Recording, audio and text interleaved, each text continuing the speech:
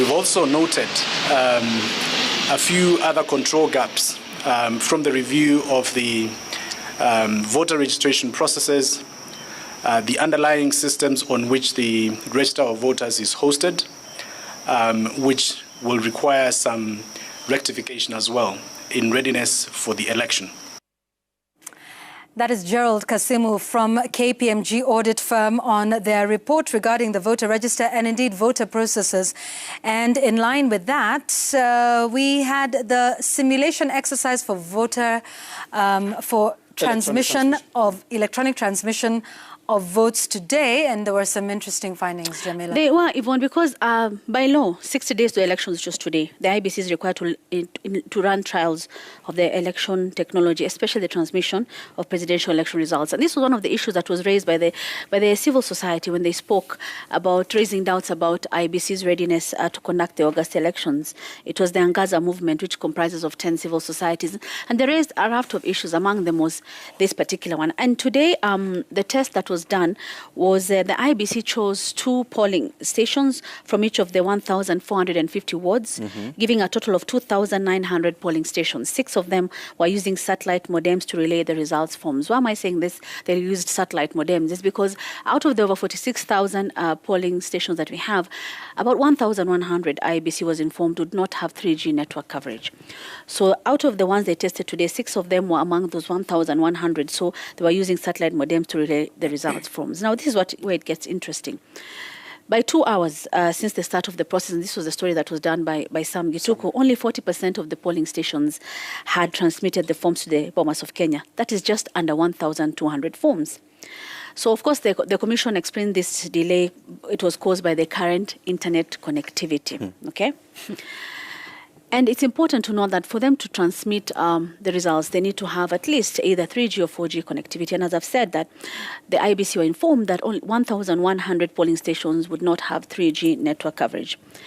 Reminds me of 2017, Yvonne, and we've talked about this before, when more than 11,000 polling centers had been flagged as lacking the coverage at the time. And then presiding officers were forced to move in search of network. And this is one of the issues that came up during the case, that IBC was thought to have transmitted the forms from different polling stations other than those gazetted. To cure this, satellite modems. Now, I think what we need to understand from the process today is that IBC is dealing with issues, in my opinion, on that it cannot control. Why am I saying this? As you've said, over 46,000 polling stations, 1,100 have no 3G network coverage. But even for those with network coverage, IBC has not tested the quality of service. What if they fail on the day of the election? In 2017, remember when network failed, the presiding officers had to take the Form 34A, take their vehicles, and go to the main tallying center to deliver the results. And this brought problems, as you said, in 2017. IBC actually wanted this to be legalized. The fact that if the network does not work, complementary mechanisms can be used. But they lost that. That issue, iliishia tu hapo. So what happens in 2022, as I've said? Yes, today the chairman said that they'll have what they're calling administrative guidelines, which can cover them in the instant this happens. But remember, results that are announced at the polling station are final. Yeah. So what does that mean? This is an issue that is beyond their control. If the issues they face today, they said they were unable to do 40% of it because after 2 hours because of the internet connectivity at the time, which is today. What would happen on that day when you have 46,000 polling stations, all of them trying to transmit results? Would the system get overwhelmed? And if that happens, what would happen to results transmission? Yeah, but you know, there's a couple of things to that. So what are those administrative guidelines? We need to know what they are.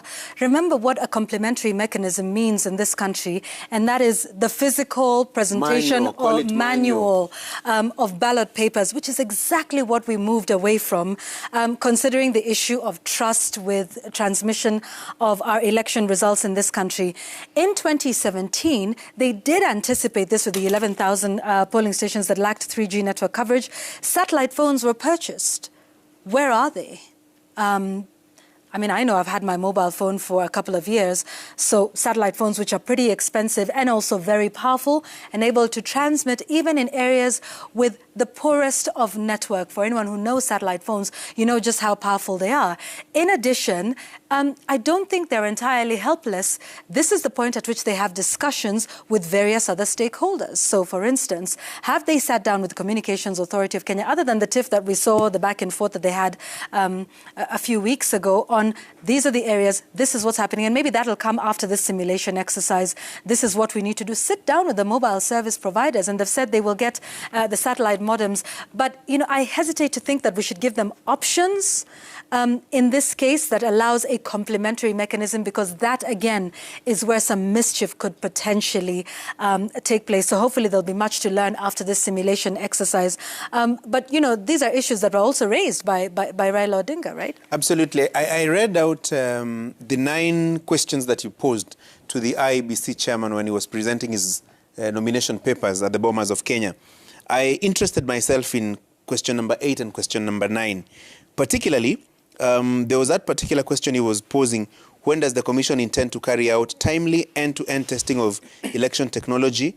When does the Commission intend to issue public notice specifying the date, time and place of the testing and invite stakeholders to attend the end-to-end testing of election technology? I think that is what happened today, part of that testing. And so moving forward is, what do you do with the results of the test today? If 2,900 polling stations and only 40% were able to deliver results within 2 hours, it tells you something. That on that election day, when you have 40,000 plus polling stations and election officers are sending results almost simultaneously, you're definitely likely to have a crisis. And so the question is, what do you do to mitigate against that crisis? Yeah. Remember also, the internet usage that day is likely to be high. Yeah. Because, I mean, you'll have people very interested in what is happening in this election. So definitely you will have, let's say, a bigger usage in terms of the internet. So what do you do with that, coupled with these delays that we saw today? But I think it's a good thing that IEBC is testing it, is even involving the stakeholders to come and be present there and see the challenges and raise questions about those particular challenges and how IEBC intends to deal with them. But more fundamentally, it is to avoid the mistakes of 2017, because a cursory look at what is happening, it can tell you that some of the issues that were raised in 2017 are yet to be addressed and to be addressed completely. And so what are the consequences of failure to address those issues effectively? It means if the election results were nullified in 2017, because not necessarily of the results, the outcome, but more so because of the process, then it means that if you have not addressed the issues of that process, and you're going to another election with the same process, so I don't know what to call that, because you cannot do the same thing at the same time, same way, and expect different results. Yes. Speaking of results, did you want to add something before? Look, Yvonne, I mean, this country, according to the Communications Authority, has about 96.3% network coverage. Yeah. That's 3 and 4G. I think what we need don't forget there's a rollout of 5G in some places as well. Yes. I think what needs to happen is the demystification of this transmission of election results. Yeah. You know, they make it sound like they are going to transmit physical elephants, as an attachment. It's not true. There's so much mystery that people want to throw around this transmission of election results, and I think the IEBC should quit that. It's actually possible. You can transmit those results. When you look at that slow process that we had today, so if it took 2 hours to get... Yeah, we did the calculation just earlier this evening. Yes, it comes to about, what, 76 hours? Yes. To cover 46,000 polling stations. Polling stations. That's 3 days. 3 days waiting for election results in a country that is 96% plus covered by mobile technology. And I think the the mystifying of this process is the problem.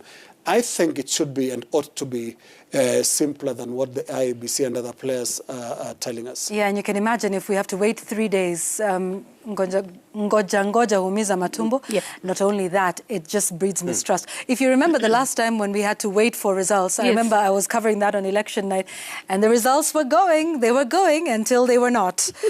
We all remember looking at that board at the Bomas. For a while, nothing changed, and then, we all know what happened thereafter. It went blank, and then, we stayed up all night, and when we woke up, the results, there was a big change, and I guess the rest, as they say. It should actually be possible to have a true election night in Kenya. Yeah. Where you vote during the day. And you have results. You have results before you go to bed. It's possible. It is. The rest is mischief, if we can put it that way. Yeah, absolutely. And particularly the presidential election results. Well, one would argue that legally IEBC has 7 days to deal with this. Yes, they have 7 days. One would argue that there's no need of hurrying the commission to give us results and then end up making mistakes. That's a valid point. That's why the 7 days are there. But at the same time, for a country that has this kind of internet penetration and coverage, we should be able to get results faster. And especially because I would see a scenario where the presidential results are the first ones to be counted, yeah? Yes. So deal with them, then dispense with the rest as we move on. And as it stands, Francis, there are only 4 presidential candidates. Yeah, 4. 4 presidential candidates. There you go. Polling stations, a maximum of 700 ballot papers to be counted per polling station. 46,000 polling stations in total? Across 40. Yeah, it should be possible. It should. To go to bed knowing who has won the presidential. And speaking of, the presidential vote, it was an interesting week for... Why are we all so amused around the table? So let's talk about the formal nomination of candidates. By the way, this took place for, was it over 20,000 aspirants who are seeking election across various seats? But of course, actually, 21,753. There you go. Thank you, Jamila. And out of those, there were 56, candidates to begin with. And then there were 4. So it was a good day for at least 2 of those candidates who, we can call them candidates now, who, seemed, they've done this before. Yeah. One perhaps was on, a running mate twice before. Another, this would be his 5th stab at the presidency. So for them, Linus, this was a walk in the park, right? They had all their documents, they did it right. Cleared. Cleared. Day one, there was no go and come back and, where's your certificate? So let's talk about that first. We'll get to all the drama thereafter. There was protests of all kinds, barricades, there was bonfires and things like that. Well, mini bonfires. But it was good for at least 2. Let's start with the ones that it worked for. Yes, and I think that is William Ruto of the UDA party and Raila Odinga of the Azimio la Umoja One Kenya Coalition party. Yeah. So finally, you can say the 2 horses are in the stable formally. They've been cleared to run. This has shaped itself all along as a race between the 2. And this formality was the second most awaited after that of nominating or naming the running mates. So what this means right now is that Raila Odinga, William Ruto are on the road, and so are 2 other aspirants or now candidates who are doing this for the first time.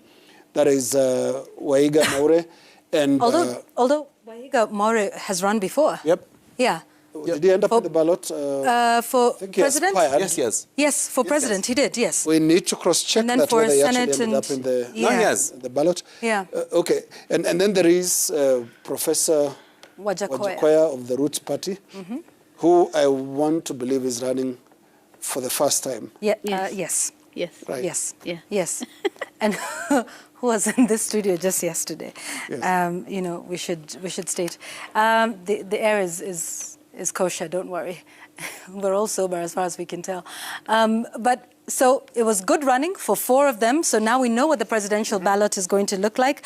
But Francis, take us through the process of vetting them? Because it was quite the process, and there were, you know, specific requirements, and for some it didn't quite go the way they wanted. But what was IEBC looking for with all of these, particularly the presidential candidates?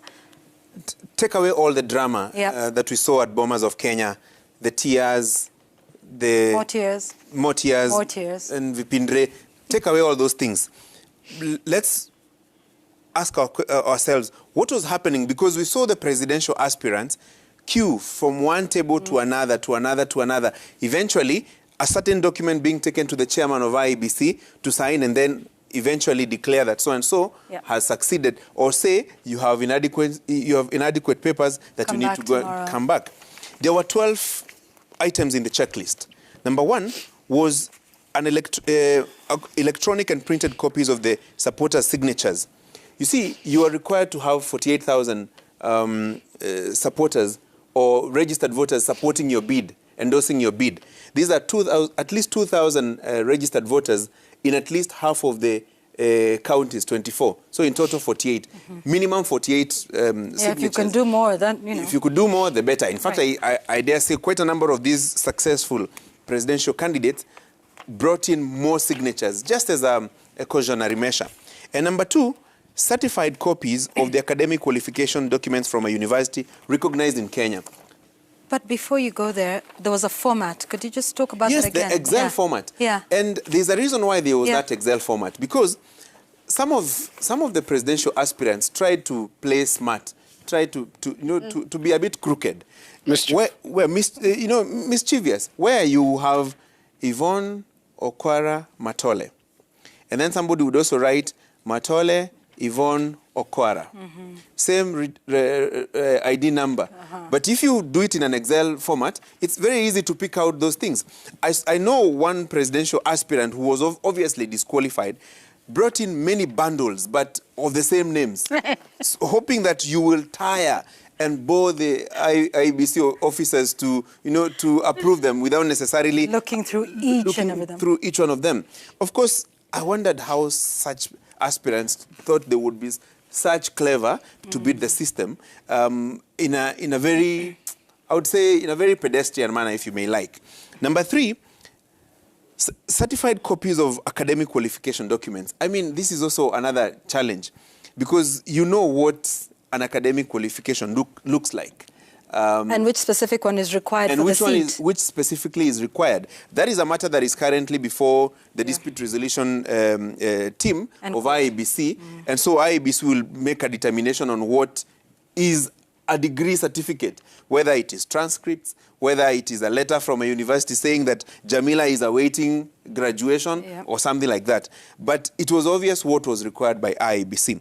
Then there were certified copies of the national identification documents that were used to register the aspirants as candidates.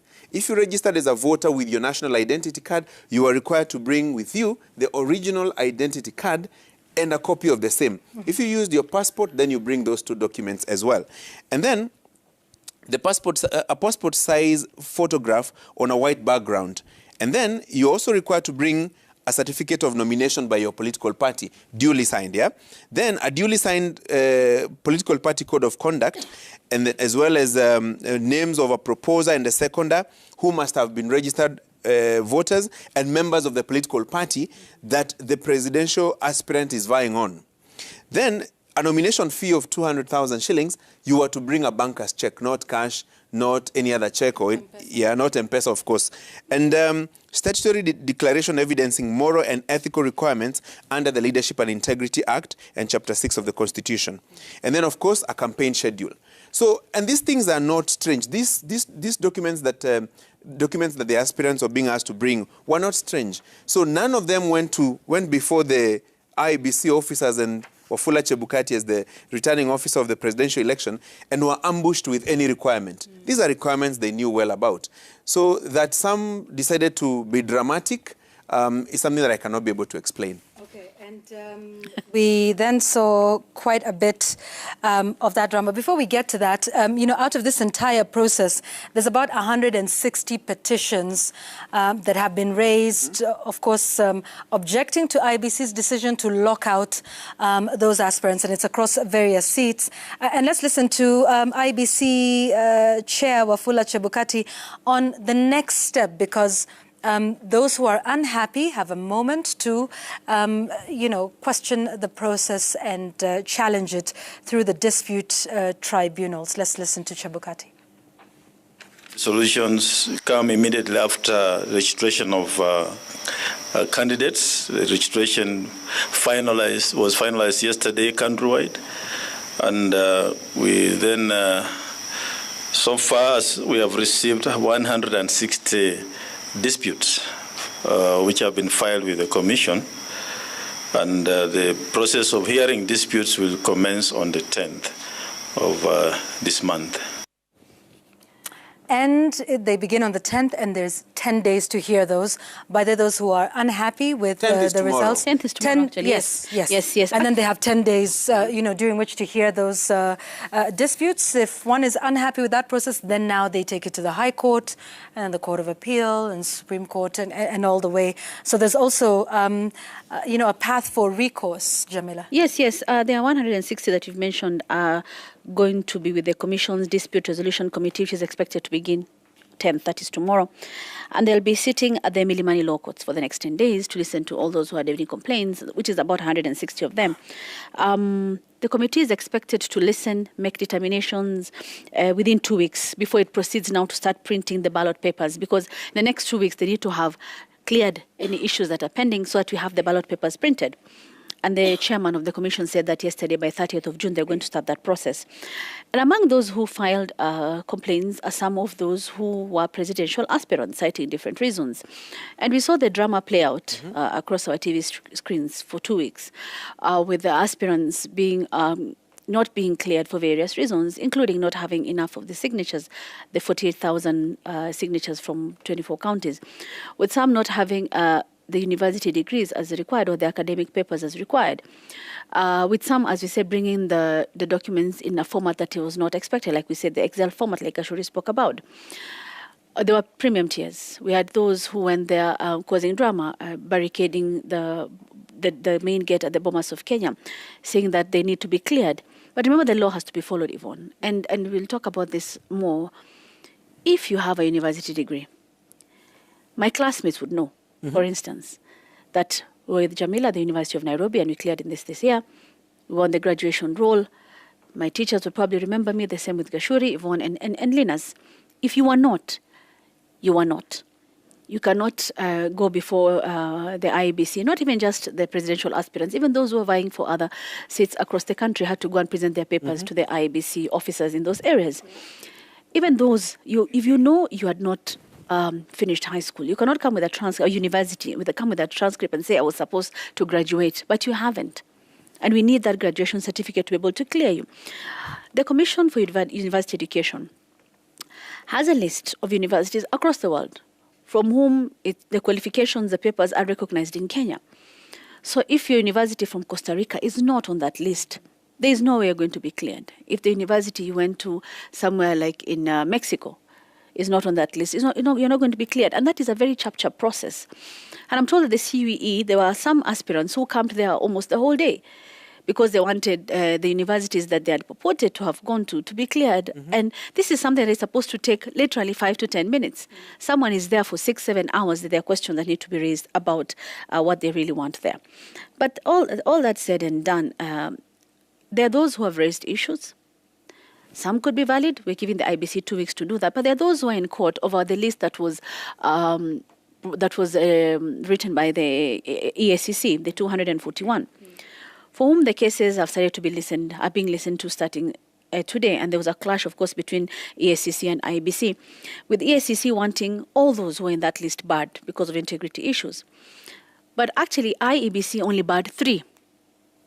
And that brought an issue between EACC and IEBC, because IEBC said that it does not have investigative capacity, but it is not bound to act on what the EACC says. This is the EACC list of 240? 41, yes, correct. Yeah, so of course they agreed that impeached persons, and I was listening to that case in court today, that impeached persons should not be on the ballot paper. But of course, the principle of innocent until proven guilty applies, in that someone has to have exhausted all avenues for them to be completely barred. But I think that's a case in court. But what we witnessed the past 2 weeks before the IEBC, I think some of it was just Vipindre, as Gashuri likes to say, because if you know you have not ticked all those boxes, why even just come and waste IBC's time, knowing very well that you've not ticked all the boxes? Yeah, and besides the QUE for universities, many don't know, but we have the Kenya National Qualifications Authority, whose role it is to validate especially foreign qualifications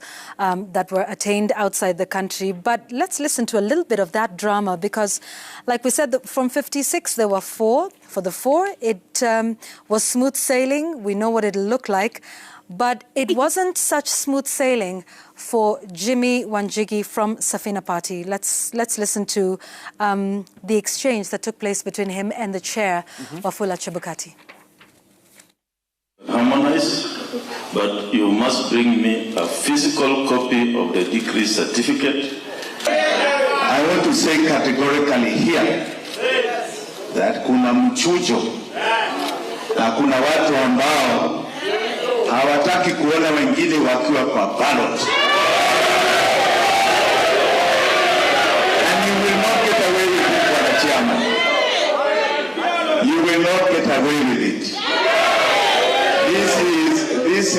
This is a country of laws. It is a country that we adhere to the Constitution. You will not get away with it. Summarize your... And I'm going to... No, don't try and cut me. Don't cut me.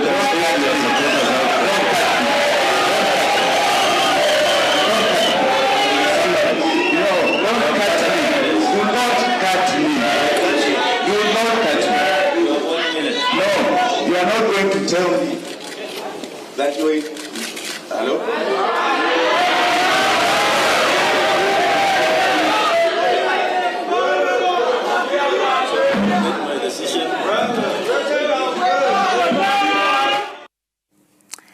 And what followed thereafter, I want us to just listen to the next one, was calls now for taking this matter further to court. I want us to, just before we come back and talk about that, listen to Willis Otieno, who's Jimmy Wanjigi's lawyer and running mate, talking about how far they're willing to take their complaints. I'm going to fight this to the end. I promise you a legal battle never seen in this side of the tropics. We will fight all the way, and I will use all my legal acumen. I will go to all the courts. I will quote all the laws. I will produce all documents from IBC itself, confirming how they have always applied the law in regard to qualifications. Linus? I think this is overall a very, very bad show from a group that should be regarded as the emerging next generation of leaders in Kenya. It is a show of impunity, if we can put it that way. I want us to look at the simple optics there, where you have a presidential candidate, however aggrieved, the way you address the chairperson of the IEBC. This is supposed to be the guy running the election. In effect, this is your boss for the day. Yes. He is your referee. You need to respect him. If this was a football match, Jimmy Wanjigi would have gotten a red card. Straight red. Yeah, For dissent. Yeah, but he got a sound cut instead. and someone in the IBC must have had a good background in sound control, because the sound went off. This is a bad show. This is a bad show. And it comes from players, again, who, again, need to review what it takes to actually get to the top of Kenyan politics. And let me point out something else that we need to appreciate arising from this process. If you look at the final list of the presidential candidates, which is 4. There is William Ruto, the Deputy President. There is Raila Odinga, who is doing this for the 5th time. Waige Maura, he had aspired to run, but will be going to the ballot paper for the first time. And also Professor Wajakoya, who is going to the ballot paper for the first time. Running for the presidency in this country, this process will tell you, is actually a difficult thing. You need, first of all, to mobilize a critical number of people to help you, first of all, get past what you listed there. Yeah, which is requirement number 1. Yeah. List of supporters. 2,000 from at least 24 of the 47 counties. That requires some level of mobilization and popularity. It means you actually have to go out and engage. When you look at these candidates, when did they really, aspirants, when did they really step forward to run for president? When did Jimmy Wanjigi become candidate for president? It was very much recently. So did the likes of, who else is there? Ruben Kigame has been there, Carriera, and we've seen a number of that. But you come in and somehow want to come in with your own set of rules. That is a bad show.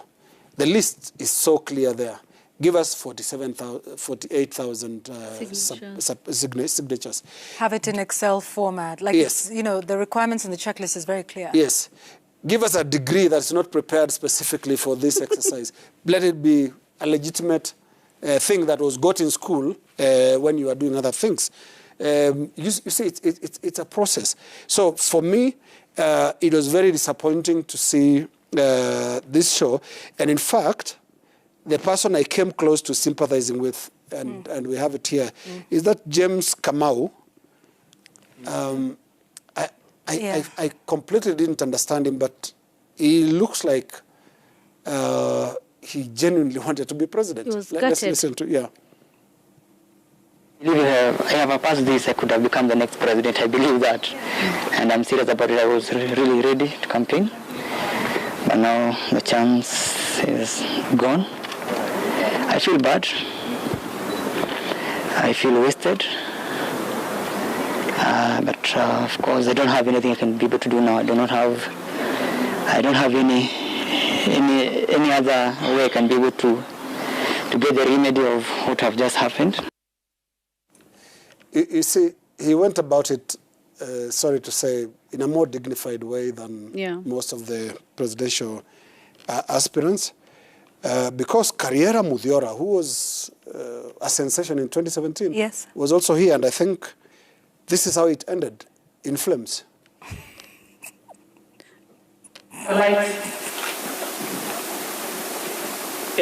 This voice, maybe we need another voice. We can speak.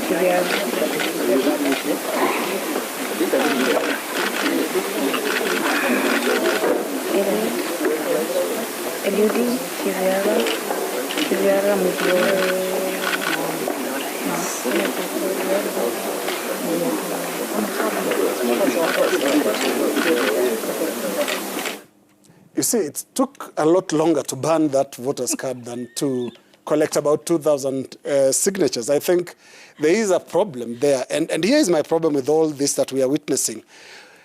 These aspirants are all much younger than Raila Odinga and also younger than William Ruto. So potentially, this is the pool from which we should be getting our next president. But they are all coming from a point of argument that they'll come and end up in the ballot paper on their own set of rules. Let's listen to Ekuru Aukot here. the monopoly of these documents? I think IEBC has no capacity, to be honest, to hold this election. IEBC has said in the past that election is a process. And if election is a process, then you must remain consistent. Personally, I'm going to make a case against each and every of those commissioners, because people cannot make decisions that are injurious to a country, to people, and then hide behind an institution called IEBC.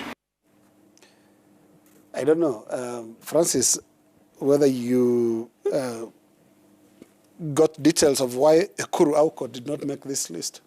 Well, same issue, signatures. And by the way, I think it is also important, because I posed a question to one of the commissioners, were you looking at signatures of the registered voters? And the commissioner told me, we were not looking at signatures. We were looking at registered voters supporting your bid. Like the people that you have, whose names that you have brought, 48,000 of them, accompanied by their identity cards, copies of their identity cards. The ones they used to register. Yes, to register. Are they registered voters? It's not like they were comparing this signature and another signature. They were confirming, first of all, whether these 48,000 people are registered voters. And for them to sign in support of your presidential bid, it must have been willingly. They must have been registered voters. And to confirm that, they gave you a copy of their national identity card to say, I, Francis Gashuri, has supported the presidential bid of Jamila Mohammed willingly. I have signed that document because they were prescribed forms, but at the same time, here is a confirmation that I am the one. This is a copy of my ID. This is where the failed presidential aspirants were complaining. That previously, there was no requirement for the signatures to be accompanied by copies of the national identity cards or documents that the voters used to register as voters. And there was a reason why the commission went that route, speaking to the same commissioner. And he was telling me, initially, people would go to buildings where you sign when you're getting into a building, get those books, you know, copy them, come and fill them and say, these are the people who have supported me. And it is an easy thing to do. I mean, all you need to do is to go to buildings in Mombasa, in Kisumu, in Nyeri, wherever. Use this mobile money transaction lists in kiosks, and you'll get all the names. So you will end up having Linus Kaikai, who is supporting the presidential bid of Yvonne Okwara, who he does not even know, has not even approached him. So it was trying to, you know, to tidy the process of this support for presidential aspirants. And that is the first point of contention by these presidential aspirants. But I have a counter thought. If you cannot convince 48,000 people to sign in support of your presidential bid, then how are you going to convince 10 million people to vote for you to become president first round? Because if you have a voter register of 22.1 million people, if it is cleaned up and you remove, let's say, 2 million, you end up with 20 million. You must get 10 million people to come and vote for you to be plus one to become president. If you cannot convince 48,000 to sign in support of your bid, how then are you going to convince them to vote for you? And if you argue that it is an expensive process to copy the IDs, then how expensive will it be to go around the country campaigning? It's also a logistical nightmare. Yeah, before we carry on, and we're almost wrapping this up, I just want us to listen to one more complaint, and that was from Ruben Kigame, who also, had a bit of a hard time getting approval by the IEBC, and in fact did not get it. To them twice with the same signatures, and they have refused. They say I am late in submitting the signatures. A big lie. He says that I understand your case, but my hands are tied. I would like to know who is tying Chebukati's hands. Which law is tying Chebukati's hand, if it's a law? There was that. I know you want to talk about that, and then we'll talk about the curious case of Walter Mongari, who was the first to be cleared and then first to be disqualified. Uncleared. Oh, okay. No, I think every good big show must start with a prank, and I think that is what happened. You're joking. but look here, to the point that was made by Francis about the basic ability to mobilize numbers. Here is what this process is also telling us. There are no shortcuts. There is no uniquely Kenyan way to become president. If we are a democracy, then it's about working with others and building numbers and actually making sure that those numbers can actually be sufficient for you to cross the 50+1 threshold. This is the death of the so-called independent candidates, for example. It's also the end of the road for briefcase political parties, and also a dead end for microwave political ambitions, where you just wake up and you have an election. I have money to run or to brand a few vehicles and billboards and pop out of one to address a roadside rally. These days, you don't need to mobilize for road. You just literally use the road, and all you need is a sunroof in your car. But when the separation of wheat and the chaff comes at the IEBC, then the winners are always the people who actually did their bit in trying to mobilize politically in a democratic way, party system or coalition. And that is why this is really a two-horse race either way, because it's William Ruto on one end, who has a coalition called, an alliance called Kenya Kwanza, and Raila Odinga, who has a coalition called Azimio. Both know that this game is about 50+1, not 50+1 of the IEBC commissioners or the list that you've been given, but 50+1 of people who will actually vote in that election. So I think this was a reality check, and also back to the country, that political party democracy is an expensive, difficult process. Yeah. It's actually hard work. Yeah. You have to get together, work with people you disagree with. I mean, you have to get in there, get your hands dirty, roll up your sleeves and do the work. Yeah, don't just turn up at the IEBC and demand a cut. Yeah. Wow, okay. Yes, I see what you did there, okay. But one of the things that you mentioned about, independent candidates. So we don't have an independent candidate on the presidential ballot. Initially. And there were 47. Then 46. Exactly. And then when you take a look at even those numbers that were disqualified, a good number of them, I think out of the 11, was it 6 or more than that, were independent candidates. And, that's a new thing with the 2010 Constitution. And so it is my hope that maybe in 2027 and in the years to come with an election, that we would see, it would be interesting to see what the country would look like with, a president who wins on an independent ticket. It's interesting, Yvonne, when you say that, because I'll give an example of maybe Walter Mongare of the Umoja Summit Party, talking about being cleared. He was the first one to be cleared. And we were thinking, okay, this is different. And then now... Straight out the stable. First guy, and several, I think 2 others had tried before him, like those who had come before the commission, now Kondolewa. So okay, we have one at least. But then now... comes actually the last day, that was on Monday, when Jimmy Wanjigi was not clear, and he said up, you cleared Walter Mongare, and he had the same academic papers that I do. Yeah. And that's when I think the IBC went back and looked through the documents and realized that there were errors. And his certificate was withdrawn, and he's out. Although I was listening to him yesterday saying that he's still going to campaign and he's still going to run. I don't know in which election he'll run. But then, Yvonne, I think the IBC, in my opinion, other than that gaffe, actually did try to sort of help some of these guys. When I say help, in that umekuja na signatures, pengine hazitoshi, you're told go and come back tomorrow. And they were quite accommodating. And they were quite accommodating in that respect. Even with the photocopies, they were quite accommodating. Even with the format, they were quite accommodating. Even when they had the pre-nomination conference, and there were these complaints from some of these aspirants saying it's not as easy as you seem to think to get 48,000. Well, being president is not easy. It's not as easy. But they're also willing to accommodate and tell them, okay, we're giving you 2 extra days to be able to do that. And those who are able to submit it. So they really did try kusaidia watu kidogo, lakini honestly, Yvonne, kuna mali unafika uwezi saidia watu. I think this is what we saw. I think the 4 that we have are pretty short ballot paper as compared to previous years. I think this is the shortest we've had since 1997 when we had multi-party elections. Yeah. We've had, I think, 11 in some instance and all the 16 at one point. So tuko na wanne. 16, wacha tuanze kazi sasa. But this is how I look at it finally. Yep. If Jimmy Wanjigi had not raised issues about Walter Mongare's documents, then he would probably still be on the ballot paper. That was a bit untidy. That was untidy. Yeah. And once again, I random thoughts tell me it must have been collusion by one officer of IEBC. Because, you see, the chairman was at the tail end of it, tail end of the process. So it was sequentially moving from one table to another. So somebody must have ticked that the documents are legit, even when they were not legit, either by error or by plan. Yeah.